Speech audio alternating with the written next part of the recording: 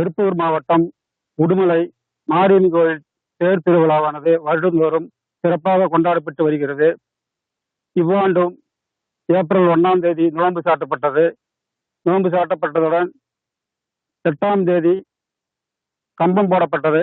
கம்பம் போடப்பட்டதிலிருந்து தினந்தோறும் மாவிளக்கு, தீர்த்தம், அலகு குத்துதல், பறவைக்காவடி எடுத்தல் போன்ற நேர்த்திக் கடன்களை பக்தர்கள் செலுத்தி வந்தார்கள். தேர் திருவிழாவானது இன்று ஆயிரத்துக்கும் மேற்பட்ட பக்தர்கள் படம் பிடித்து எடுத்து சென்றனர். தேரை தள்ளுவதற்காக கேரளாவில் இருந்து வரவழைக்கப்பட்ட மணிகண்டன் யானை உதவிக்காக இருந்தது. இத்தேர் திருவிழாவுக்கான 100க்கும் மேற்பட்ட கிராமங்களிலிருந்து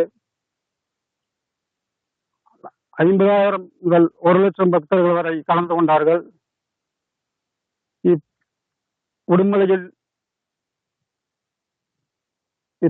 பெரிய திருவிழாவாக இருப்பதால் கூட்ட நெரிசல் அதிகமாக இருந்த காரணத்தினால் உடுமலை காவல்துறையினர் 1000க்கும் மேற்பட்ட காவலர்களை பணியில் அமர்த்திருந்தனர்.